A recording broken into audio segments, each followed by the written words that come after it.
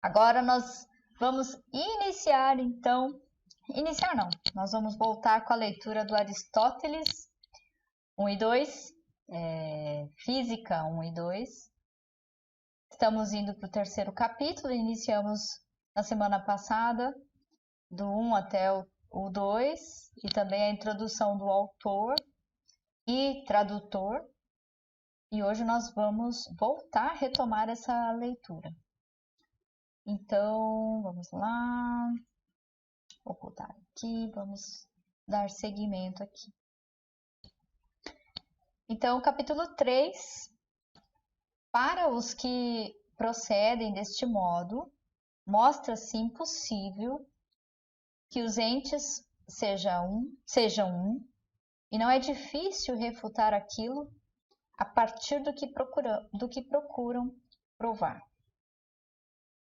De fato, ambos raciocinam eristicamente, tanto Melisso como Parmênides, pois seus argumentos assumem premissas falsas e são inconcludentes. Mas o de Melisso é mais vulgar e desprovido de dificuldade, pois um absurdo, tendo sido concedido, os demais decorrem. Mas isso não é nada difícil, que Melisso comete paralogismos.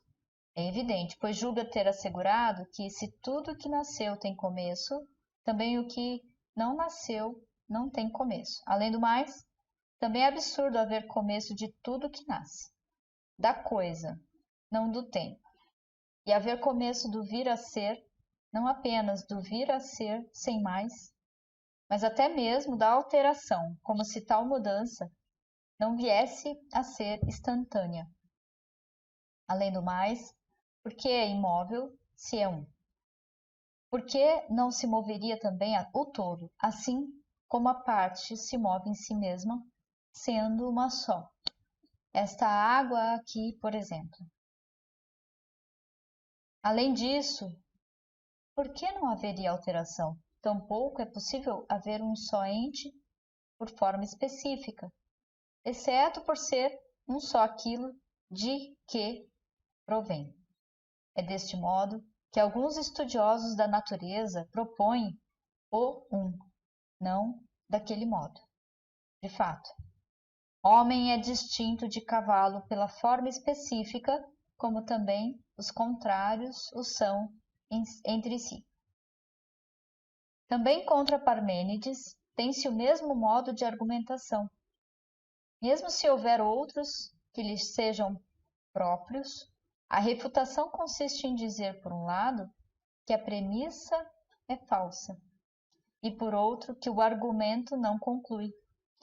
A premissa é falsa na medida em que assume que o ente se diz de modo simples. Embora ele seja dito de muitas maneiras, o argumento, por sua vez, é inconcludente, porque, se fossem assumidos apenas os brancos, e se o branco significasse algo único, não menos seriam muitos os brancos, e não um só. Pois o branco não seria um nem por continuidade, nem por definição, pois seriam distintos o ser para o branco e o ser para o receptáculo. Nem precisaria haver nenhum outro item separado à parte do branco, pois o branco e aquilo a que ele se atribui seriam distintos não por serem separáveis, mas pelo ser. Mas isso Parmênides ainda não tinha percebido.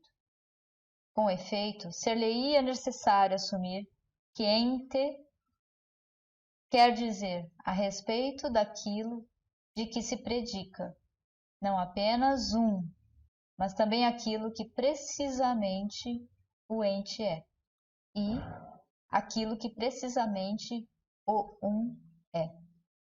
Pois o concomitante se afirma de algo subjacente, de modo que aquilo a que o ente sucedesse como concomitante não poderia ser, pois seria distinto do ente. Ora, deste modo, algo seria sem ser ente. de fato, aquilo que o ente precisamente é. Não poderia ser atribuído a nada mais, pois não seria possível que ele fosse certo ente, sob a hipótese de que o ente não significa muitos, de tal modo que cada coisa seja algum ente. E supõe-se que o ente significa um. Assim, se aquilo que o ente precisamente é, não se atribuirá a nada mais senão ao ente. Porque então aquilo que o ente precisamente é significaria ente, de preferência a não ente.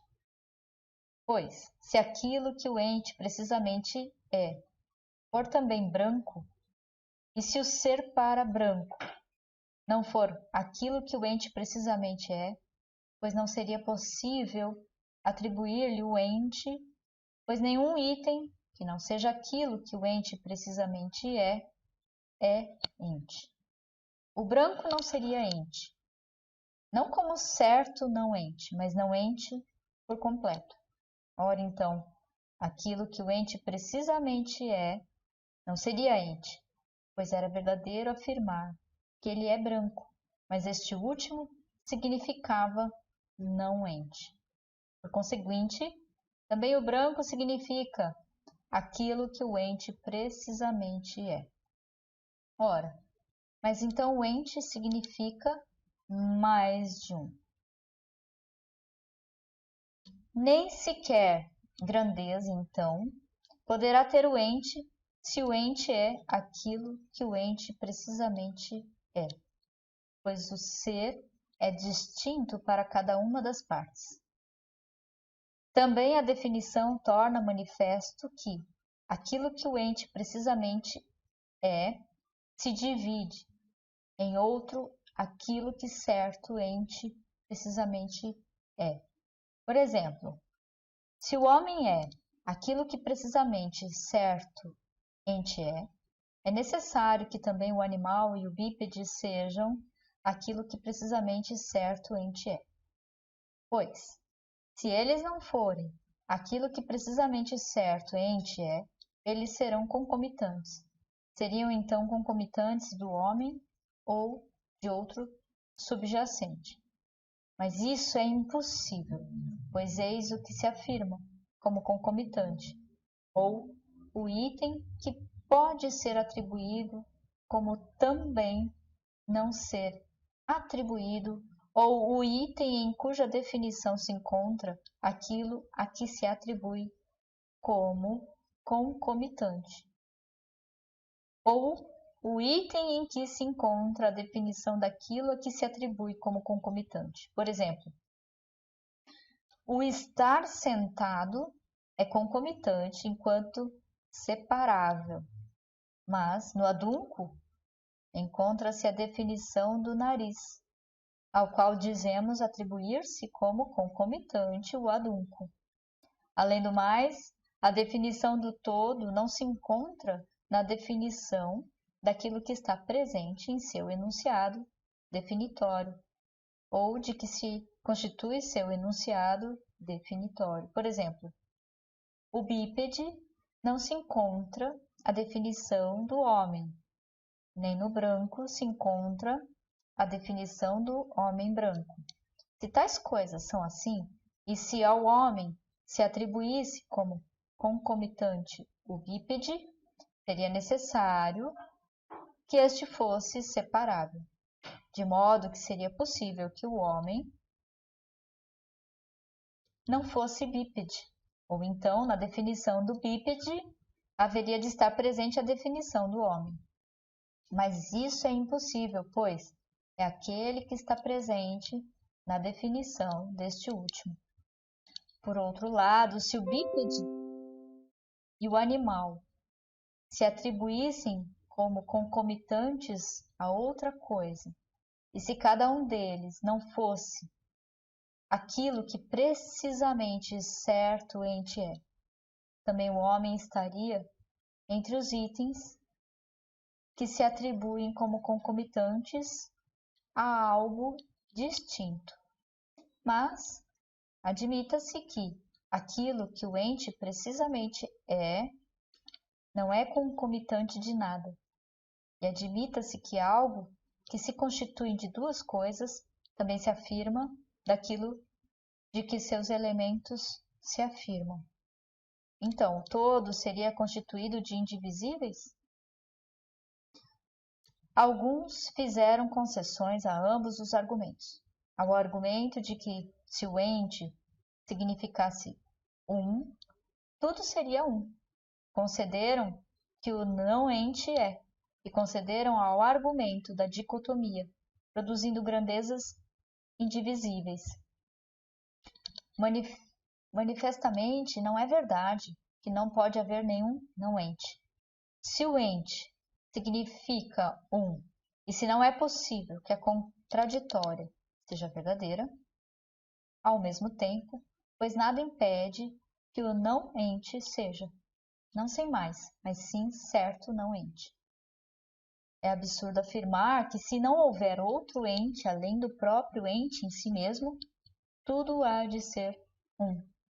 Pois quem entende o próprio ente em si mesmo, a não ser como aquilo que precisamente certo ente é. Mas, se é assim, nada impede que os entes sejam muitos, como foi dito. É evidente, portanto, que é impossível que o ente seja um dessa maneira. Há dois modos pelas quais os estudiosos da natureza se pronunciam, alguns fazendo um só corpo subjacente, ou um dos três, ou outro mais denso que fogo, porém mais sutil que ar. Geram as outras coisas, fazendo-as muitas por densidade e rareza. Estas são contrárias e, em geral, são excesso e falta. Como Platão concebe o grande e o pequeno, embora ele faça de tais coisas matéria e do um forma, ao passo que os outros fazem do um, do subjacente, matéria e, dos contrários, diferenças e formas.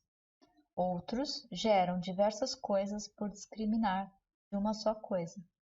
As contrariedades lá inerentes, como Anaximandro se pronuncia, e todos aqueles que afirmaram haver um, e muitos como Empédocles e Anaxágoras, pois também eles discriminam as outras coisas a partir da mistura, mas diferenciam-se entre si porque um faz um ciclo dessas coisas, mas o outro as faz uma só vez, e porque o introduz como princípios, itens ilimitados. Tanto as coisas homeômeras como os contrários, mas o outro introduz apenas os chamados elementos. Anaxágoras parece ter pensado em coisas ilimitadas desse modo por julgar verdadeira a opinião comum dos estudiosos da natureza, a de que nada provém do não-ente. Pois é por isso que se pronunciam assim. Todas as coisas estavam misturadas e vir a ser de tal qualidade consiste em alterar-se. E outros dizem consistir em congregação e discriminação. Além disso, pelo fato de que os contrários vêm a ser uns dos outros, como se eles já estivessem inerentes. Com efeito, se necessariamente tudo que vem a ser provém ou de entes ou de não entes, e se dessas alternativas provir de não entes, é impossível, sobre esta opinião, todos os que investigam a natureza estão em consenso. Julgaram que a alternativa restante imediatamente decorreria por necessidade, a saber, provir de entes já inerentes, mas imperceptíveis a nós, devido à pequenez dos volumes. Por isso afirmaram que tudo está misturado em tudo, porque viam tudo a provir de tudo. E afirmaram que as coisas se mostram diferenciadas e se denominam de modo distinto uma das outras por aquilo que na mistura dos ilimitados excede pelo número, e que de maneira pura não há um branco íntegro, nem preto, nem doce, nem carne, nem osso, mas que se reputa ser natureza da coisa aquilo que cada uma tem em maior número. No entanto, se o ilimitado, enquanto ilimitado é incognoscível, então não se pode reconhecer quanto é aquilo que é ilimitado em multiplicidade ou grandeza. Assim como não se pode reconhecer de que tipo é aquilo que é ilimitado em forma. E sendo ilimitados os princípios, seja em multiplicidade, seja em forma, é impossível reconhecer as coisas que se constituem deles, pois é deste modo que julgamos conhecer um composto, quando conhecemos de que e de quantos itens ele se constitui. Além disso, se aquilo, cuja parte pode ser de qualquer grandeza ou pequenez, é também ele mesmo, necessariamente, de qualquer grandeza ou pequenez. Refiro-me às partes imanentes nas quais se divide o todo. E se de fato é impossível que animal ou planta sejam de qualquer grandeza ou pequenez que houver, é manifesto que tampouco nenhuma de suas partes poderá sê-lo, pois caso contrário, também o todo poderia sê-lo semelhantemente. Mas carne, osso e outras coisas desse tipo são partes dos animais. E assim, como os frutos são partes das plantas, é evidente então que é impossível que carne, osso ou outra parte seja de qualquer tamanho que for, quer em direção ao maior, quer em direção ao menor. Além disso, se todas as coisas desse tipo estão inerentes umas nas outras, e se não vêm a ser, mas antes imanentes, se discriminam, e se cada uma se denomina pelo elemento mais numeroso, e se absolutamente qualquer uma provém de qualquer uma, por exemplo, da carne, a água discriminada e carne a partir da água. E se todo corpo limitado é exaurido por um corpo limitado, é evidente que não cabe que cada coisa se encontre em cada coisa. De fato, se subtraísse carne da água e novamente outra carne surgisse por discriminação do restante da água, a carne discriminada, ainda que fosse sempre menor, não excederia em pequenez um tamanho qualquer. Por conseguinte, se cessar a discriminação, SC da carne a partir da água, não é verdade que tudo há de estar inerente em tudo, pois na água restante não mais haverá carne. Por outro lado, se a discriminação não cessar, mas sempre for possível haver subtração, haverá numa grandeza limitada coisas limitadas, iguais em número ilimitado, mas isso é impossível.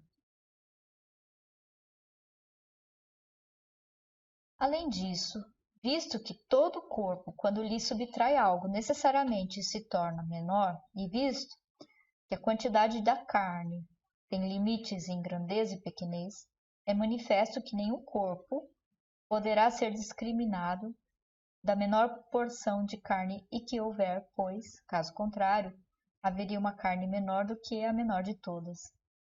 Além do mais, nos corpos ilimitados se encontrariam já presentes carne ilimitada, sangue ilimitado e medula ilimitada, embora separados um dos outros, mas, mesmo assim, lá presentes, cada um deles sendo limitado, e isso não é razoável. No entanto, que jamais haverão de estar discriminados, embora não se afirme consabidamente, afirma-se de modo correto, pois as afecções são inseparáveis. Ora, dado que cores e disposições estão contidas na mistura, se viessem a se discriminar, seria possível haver um branco ou um saudável, e seria sem ser algo distinto e sem ser de algo subjacente.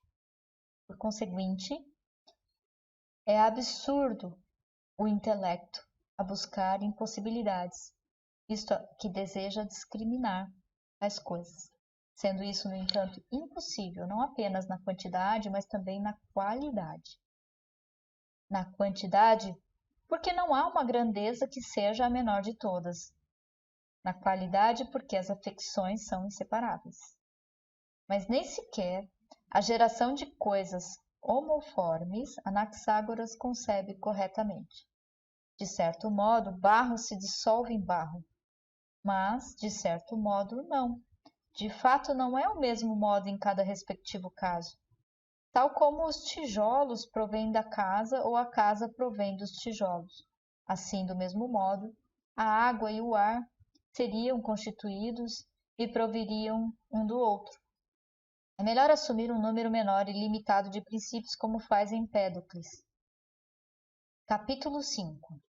Com efeito, todos fazem os contrários princípios, tantos que afirmam que o todo é um e não movido, pois até mesmo Parmênides faz princípios o quente e o frio, e os denomina fogo e terra, como também os que introduzem o raro e o denso.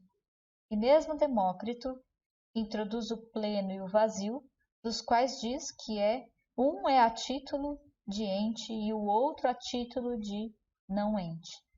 Além disso, Demócrito os diferencia por posição, figura e ordem. E esses são tipos de contrários, pertence à posição, o acima e abaixo, a frente e atrás. Pertence à figura, o angulado e o sem ângulo, o reto e o circunferencial. É evidente, portanto, que, de certo modo, todos fazem contrários os princípios. É razoável, pois é preciso que os princípios não provenham uns dos outros, nem de outras coisas, mas que todas as coisas provenham deles. E nos contrários, primeiros se encontram esses requisitos, por serem primeiros. Não provém de outras coisas, por serem contrários, não provém uns dos outros. Mas é preciso observar como isso sucede também na linguagem. Ora, deve-se assumir primeiramente que entre todos os entes não é verdade, e qualquer um, naturalmente, pode fazer qualquer coisa ou sofrer qualquer coisa por força de outro ente qualquer. Tampouco é verdade que de qualquer coisa venha a ser qualquer coisa, a não ser que alguém as assuma como concomitantes.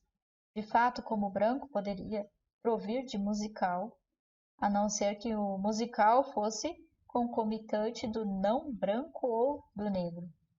Mas é certo que o branco provém de não branco, e não de qualquer não branco, mas do negro ou dos intermediários, assim como também o musical provém do não musical, embora não de qualquer um, mas sim do musical, do amusical ou de outro intermediário entre eles, se tal existe. Tampouco é verdade que algo se corrompe na primeira coisa que se tome. Por exemplo, o branco não se corrompe no musical, a não ser por concomitância, mas no não branco, e não se corrompe em qualquer não branco, mas no negro ou no intermediário. Dessa mesma maneira também o musical se corrompe no não musical, não em qualquer não musical, mas sim no amusical ou em outro intermediário entre eles, se tal existe. Isso se dá de modo semelhante também nos outros casos, dado que até mesmo os entes não simples, mas compostos, comportam a mesma maneira de enunciação, embora a ocorrência disso passe despercebida, por não estarem nomeadas as disposições opostas. De fato, é necessário que tudo que esteja arranjado provenha do desarranjado, e que o desarranjado provenha do arranjado, e que o arranjado se corrompe e desarranjo. Não num desarranjo qualquer, mas no oposto. Não faz nenhuma diferença falar em arranjo, ordem ou composição, pois é evidente que a mesma maneira de enunciação. Também casa e estátua, bem como qualquer outra coisa, vem a ser de maneira semelhante, a casa provém destas coisas aqui, que não estão compostas, mas dispersas de tal e tal modo. Assim como a estátua e qualquer refigurado provém da ausência da figura. Cada uma dessas coisas é certa ordem ou certa composição. Assim, se isso é verdadeiro, tudo que vem a ser provém dos contrários, bem como tudo que se corrompe nos contrários. E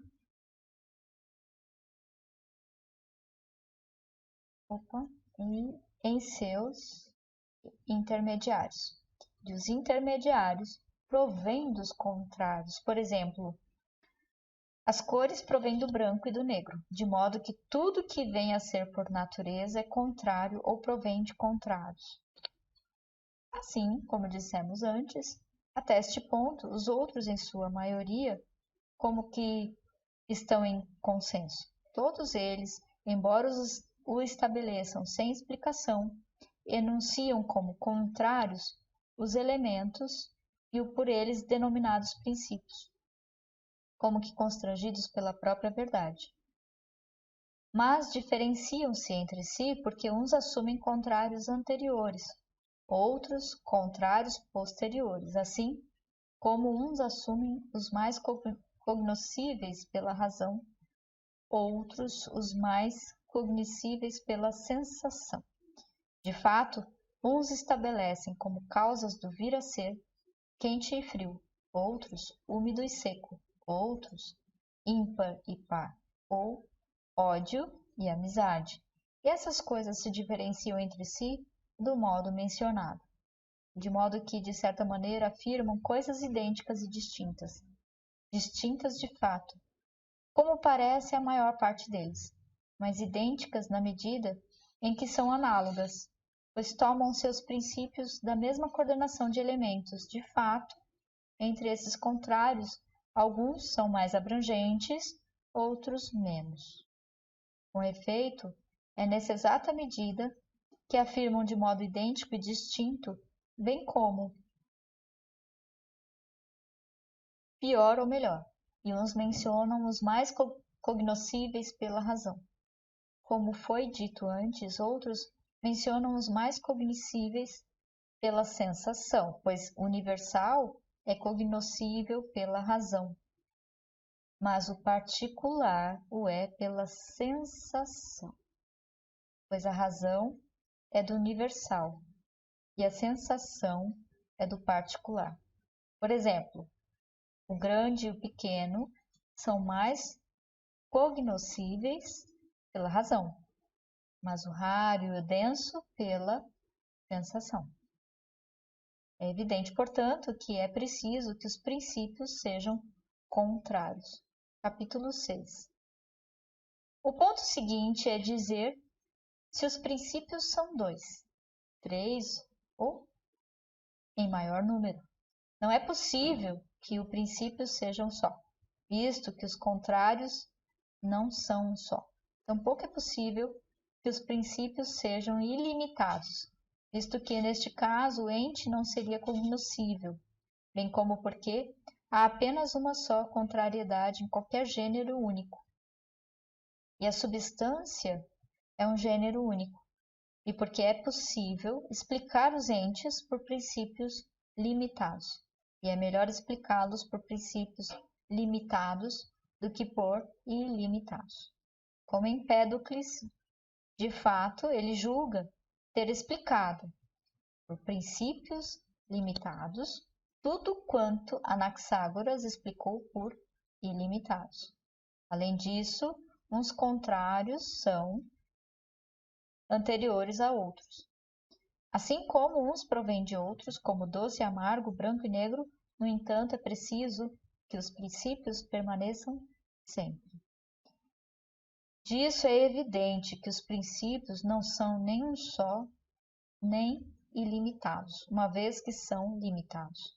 Há alguma razão em não fazê-lo apenas 2, pois não se saberia dizer como a densidade naturalmente faria algo da rareza, ou como esta faria algo da densidade. Semelhantemente também, qualquer outra contrariedade. De fato, a amizade não agrega o ódio nem faz algo dele.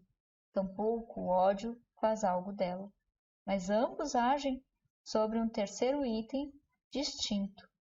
Alguns assumem um número até maior de elementos, pelos quais constituem a natureza dos entes. Em acréscimo a essas, alguém poderia propor ainda a seguinte dificuldade se não se estabelecer como suporte para os contrários uma outra natureza. Não vemos os contrários como essência de nenhum ente, e é preciso que o princípio não seja afirmado de algo subjacente, pois caso contrário, haveria um princípio do princípio, pois aquilo que está subjacente é princípio, e se reputa ser anterior àquilo que dele se predica. Além disso, afirmamos não haver substância contrária à substância. Como então poderia haver substância proveniente de não substâncias? Ou como algo que não é substância poderia ser anterior à substância?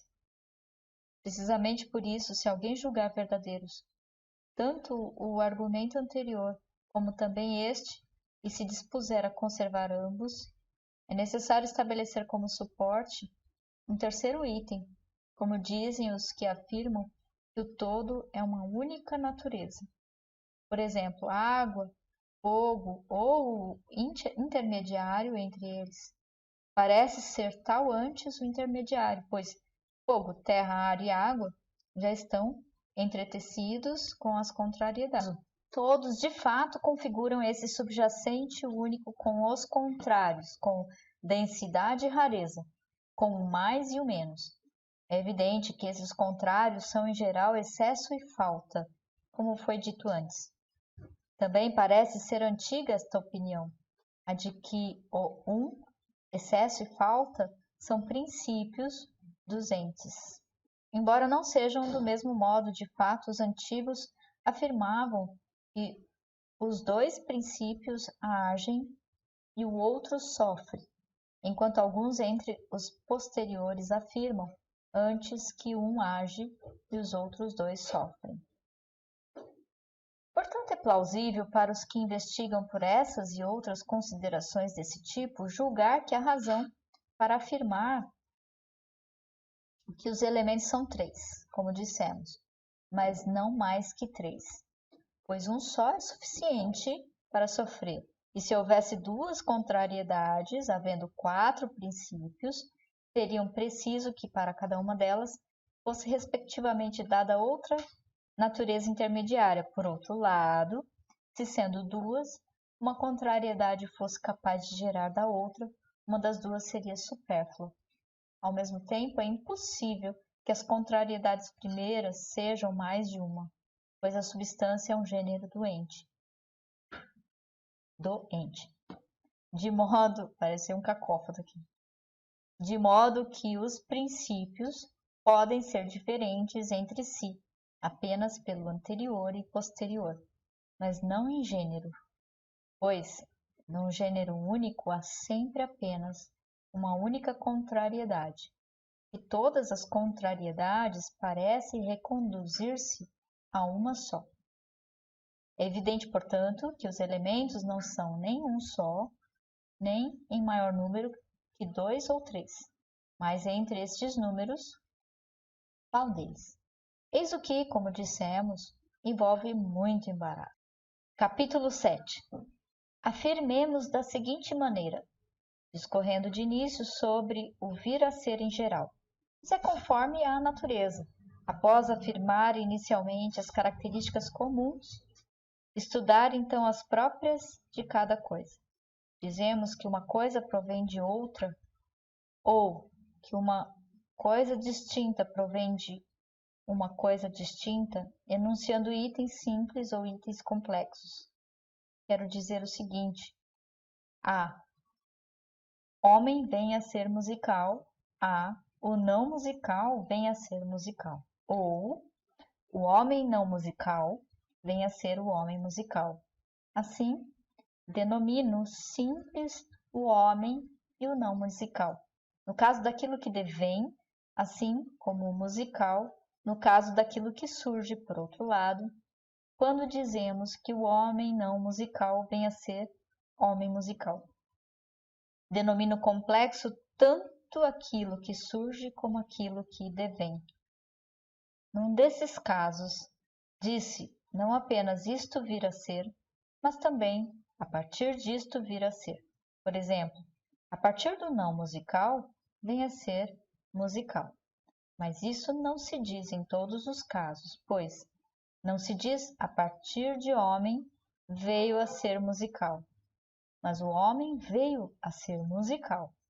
Entre os que devém, como dizemos que os simples devém, um deles devém subsistindo, mas o outro devém sem subsistir. O homem subsiste e é, ao vir a ser homem musical, mas o não musical ou o amusical não subsiste nem simplesmente nem composto.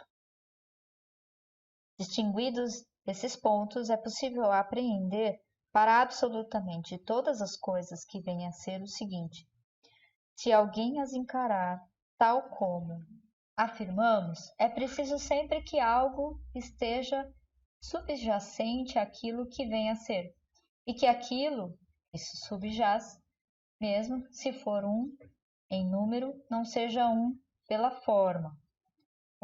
Pela forma, quero dizer o mesmo que pela definição. De fato, não são idênticos o ser para o homem e o ser para não musical. Um deles subsiste, mas o outro não subsiste. O que não é oposto subsiste. De fato, o homem subsiste, mas o não musical ou amusical não subsiste, nem subsiste o conjunto de ambos, isto é, o homem amusical. Disse, a partir de algo vir a ser algo? Não, isto vir a ser algo. Sobretudo a respeito daquilo que não subsiste, por exemplo, afirma-se que a partir de amusical vem a ser musical, mas não a partir de homem.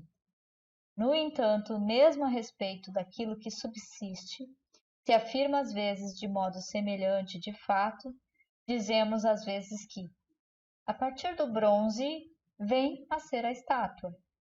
Não que o bronze venha a ser a estátua, mas seguramente do oposto que não subsiste. Afirma-se de ambos os modos.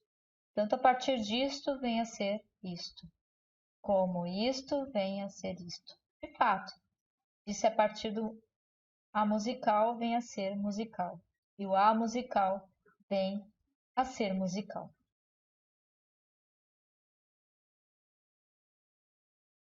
Dado que vir a ser se diz de muitas maneiras.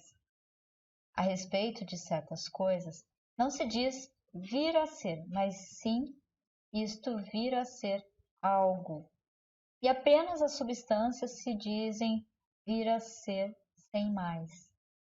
É manifesto que, no caso dos outros entes, necessariamente algo está subjacente àquilo que vem a ser, pois vem a ser de tal tamanho ou de tal qualidade, ou em relação a outro, ou em algum lugar na medida em que algo subjacente, porque apenas a substância não se afirma de um subjacente diverso e todos os outros se afirmam da substância.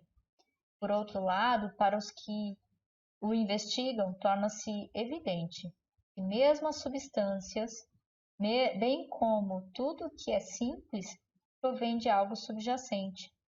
De fato, há sempre algo que subjaz, de que provém aquilo que surge, tal como os animais e plantas provêm da semente. As coisas que vêm a ser, sem mais vêm a ser, umas por refiguração, como a estátua, outras por adição, como as que crescem, outras por subtração, como o Hermes provém da pedra, outras por composição, como uma casa, outras por alteração, como as que se pervertem pela matéria. É manifesto que todas as coisas que vêm a ser dessa maneira provêm de algo subjacente. Por conseguinte, pelo que foi dito, é evidente que tudo que vem a ser, sem exceção, é sempre composto e que há de um lado algo que surge e de outro algo que vem a ser isto, de dois modos, o subjacente ou o oposto. Quero dizer que o amusical é o oposto, mas o homem está subjacente, assim como chamo oposto a desorganização, a ausência de forma e a desordem, e de subjacente chamo o bronze, a pedra e o ouro. Assim, visto que dos entes que são por natureza, há causas e princípios primeiros pelos quais vêm a ser, e são aquilo que se dizem ser em sua essência, não por concomitância.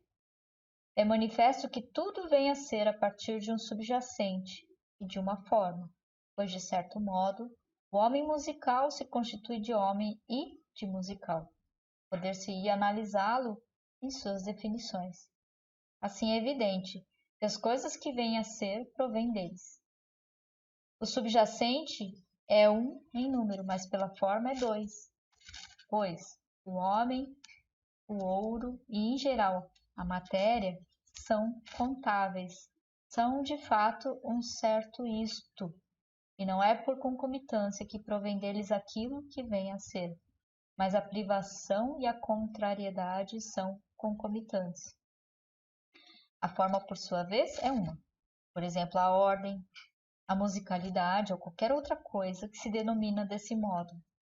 Por isso, de certo modo, deve-se dizer que os princípios são dois, mas de outro modo que são três, e de certo modo deve-se dizer que são os contrários. Por exemplo, se alguém mencionasse o musical e o amusical, o quente e o frio, o arranjado e o desarranjado, no entanto, de outro modo, não se deve dizer assim, pois é impossível que os contrários sofram a ação um do outro. Mas também isso se resolve por ser o subjacente uma coisa distinta de fato. Ele não é um contrário, por conseguinte, os princípios não são, de certo modo, nem em maior número que os contrários, mas são dois em número, por assim dizer. Nem dois, mas sim três. Porque lhes pertence um ser distinto, de fato. São os distintos o ser para o homem, e o ser para a musical, e o ser para sem figura, e o ser para bronze. Está dito, portanto, quantos são os princípios dos entes naturais envolvidos no vir a ser, e de que modo são tantos. É evidente que é preciso que algo esteja subjacente aos contrários e que os contrários sejam dois. Mas, de outro modo, não é necessário que os contrários sejam dois, pois um dos contrários poderá ser suficiente para efetuar a mudança, por sua presença e ausência. A natureza subjacente pode ser reconhecida por analogia, pois, assim como o bronze se tem para a estátua, ou como a madeira se tem para a cama, ou como a matéria e o informe, antes de assumir a forma, se tem para algo que possui forma, do mesmo modo essa natureza se tem para a substância, para um certo isto e para algo que é. Assim, essa natureza é um princípio, embora ela não seja ente, nem seja uma maneira como um certo isto ou é. Outro princípio é aquilo de que é a definição, e outro, enfim, é o contrário deste último, a privação. Foi dito nos argumentos acima de que modo eles são dois, e de que modo são mais numerosos que dois. Primeiramente, fora disso, fora dito que apenas os contrários são princípios, mas depois foi dito ser necessário que algo distinto esteja subjacente. Os princípios sejam três. Pelos argumentos de agora, é evidente qual é a diferença dos contrários, de que modo os princípios se comportam entre si, e o que é subjacente. Mas se é a forma ou o subjacente que é a essência, ainda não está claro. No entanto, está claro que os princípios são três. De que maneira são três e qual é o modo deles? Assim, por esses argumentos, considere-se examinado quantos e quais são os princípios. Capítulo 8. Depois disso, afirmemos que exclusivamente desse modo se resolve também o impasse dos antigos. Os primeiros, na filosofia, buscando a verdade e a natureza dos entes, desencaminharam-se devido à inexperiência, como que empurrados para uma outra via. Afirmaram que nenhum dos entes nem vem a ser, nem se corrompe, porque é necessário que aquilo que vem a ser provenha do ente ou do não ente, mas é impossível que algo provenha de qualquer um dos dois. O ente não vem a ser, pois já é, afirmam, e nada provém do não ente, pois é preciso que algo esteja subjacente. Pois bem, aumentando desse modo a decorrência que daí se segue, afirmaram que tampouco há uma pluralidade de coisas, mas apenas o próprio ente. Assim assumiram essa opinião, devido ao que foi mencionado. Mas nós, de nossa parte, afirmamos que a partir do ente vir a ser, ou a partir de não ente vir a ser, ou o não ente ou o ente fazer ou padecer algo, ou qualquer coisa vir a ser isto. De certo modo, não é diferente de o médico fazer ou padecer algo, ou a partir de médico ser ou vir a ser algo. Por conseguinte, dado que isso se diz de duas maneiras, evidentemente também se diz de duas maneiras a partir de ente, e o ente fazer ou padecer. De fato, o médico constrói casa, não enquanto médico, mas enquanto construtor de casa. E vem a ser branco, não enquanto médico, mas enquanto negro. Mas é enquanto médico que ele medica, e vem a ser não médico. Dado que afirmamos, de maneira mais apropriada, que o médico faz ou padece algo, ou a partir de médico vem a ser algo. Nos casos em que é enquanto médico que ele faz, padece ou vem a ser tais coisas. É evidente que também a partir de não ente vir a ser significa isto, vir a ser a partir de não ente enquanto não ente. Foi precisamente por não terem distinguido isso que eles se desviaram e, devido a este desconhecimento, enganaram-se a respeito de algo de tal monta, de modo a julgar que nada vem a ser e que nenhuma outra coisa é, e suprimiram todo o vir a ser. De nossa parte, nós também afirmamos que nada provém do não ente, sem mais. No entanto, mesmo assim afirmamos que provém do não ente, a saber, por concomitância, de fato, da privação que é por si mesma não ente e que não está inerente no resultado. Provém algo. Isso causa espanto. Reputa-se impossível algo vir a ser assim, a partir do não ente. De modo semelhante, tampouco o ente vem a ser ente, ou a partir de ente vem a ser ente, a não ser por concomitância. É dessa maneira que também isto vem a ser, do mesmo modo como se animal proviesse de animal. Isto é, se animal proviesse de algum animal, por exemplo, se um cão viesse a ser a partir de cavalo, nesse caso o cão proviria não apenas de um animal, mas também de animal, embora não enquanto animal, pois isso, animal, já estaria dado. No entanto, se algo viesse a ser animal, não por concomitância, não poderia provir de animal. E se algo viesse a ser ente, não por concomitância, não poderia provir do ente, nem do não ente. Pois foi dito por nós o que significa provir do não ente. Saber, provir do não ente enquanto não ente. Além disso, não suprimimos o princípio de que tudo sem exceção é ou não é. Com efeito, o modo de solução é este, mas outro é que cabe enunciar as mesmas coisas de acordo com a capacidade ou de acordo com a efetividade. Isso foi delimitado com mais precisão a alhures. Por conseguinte, isso é o que precisamente dizíamos. resolvem-se os impasses pelos quais foram constrangidos a suprimir alguns dos pontos mencionados. Foi por isso que os de antigamente se desviaram tanto do caminho concernente à geração e corrupção, e, em geral, mudança. De fato, essa natureza mesma, se tivesse sido percebida, teria resolvido inteiramente o desconhecimento deles. Capítulo 9. Também outros chegaram a alcançar essa natureza, mas não de modo suficiente.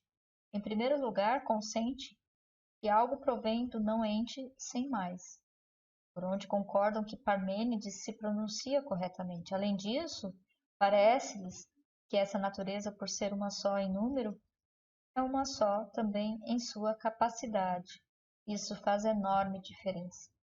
Nós, de nossa parte, afirmamos que matéria e privação são distintas entre si, e que uma delas, a matéria, é não-ente, por concomitância, mas que a privação é em si mesma não-ente, e que uma delas, a matéria, é aproximadamente e de certo modo substância, mas a outra de algum modo é substância. Eles, no entanto, afirmam que o grande e o pequeno são semelhante não-ente, seja o par de ambos, seja cada um à parte. Por conseguinte, o modo dessa tríade é inteiramente distinto daquele outro. Chegaram até esse ponto a saber que é preciso que alguma natureza esteja subjacente. De fato, fazem-na numa única, pois mesmo que alguém aduza a díada, denominando-a como o grande e o pequeno, não menos faz a mesma coisa, pois despreza uma dessas duas naturezas. A natureza que subsiste é causa auxiliar junto à forma, daquilo que vem a ser como mãe. E, por outro lado, com respeito à outra parte da contrariedade, muitas vezes é plausível que, para quem concentra o pensamento no seu fator maleficente, nem sequer se afigure que ela exista. De fato, havendo algo divino bom e desejável, afirmamos que um dos princípios lhe é contrário, e que o outro é aquilo que em sua própria natureza o deseja e a ele aspira. No entanto, sucede-lhes afirmar que o contrário deseja sua própria corrupção, mas não é possível, nem que a forma deseje a si mesma, por não ser carente, nem que o contrário a deseje, pois os contrários corrompem uns aos outros. Mas o que o deseja, a forma, é a matéria, como o fêmea a desejar o macho ou o feio a desejar o belo. Não o feio em si mesmo, mas como concomitante, nem a fêmea em si mesma, mas como concomitante. De certo modo, é possível que essa natureza se corrompa e venha a ser, mas de outro modo não. Enquanto ela é aquilo em que se muda, ela é em si mesma suscetível de corrupção, pois aquilo que se corrompe, a privação, está nela, mas em sua capacidade. Não é suscetível de corrupção em si mesma, mas é necessário que ela seja incorruptível e ingenerável. De fato, se ela viesse a ser, seria preciso que algo de que se constitui como elemento imanente lhe tivesse subjacente em primeiro lugar, mas isso seria a própria natureza, de modo que ela haveria de ser antes de vir a ser. Denomino matéria aquilo que primeiramente está subjacente a cada coisa, como elemento imanente de que algo provém, não por concomitância. E se ela se corrompesse, haveria de chegar até nesse mesmo extremo, de modo que haveria de estar corrompida antes de se ter corrompido. A respeito do princípio formal, delimitar com precisão se ele é um só ou muitos e qual ou quais são eles, é tarefa da filosofia primeira. Por conseguinte, reservem-se tais problemas para tal oportunidade. A respeito das formas naturais e corruptíveis, falaremos no que se expõe a seguir. Portanto, que há princípios, e quais e quantos em números, esteja por nós delimitado dessa maneira. Mas, começando por um ou outro ponto de partida, pronunciemo-nos novamente. Bom, então, passou mais ou menos 1 hora de leitura. Depois a gente vai ver como vai ficar o tamanho desse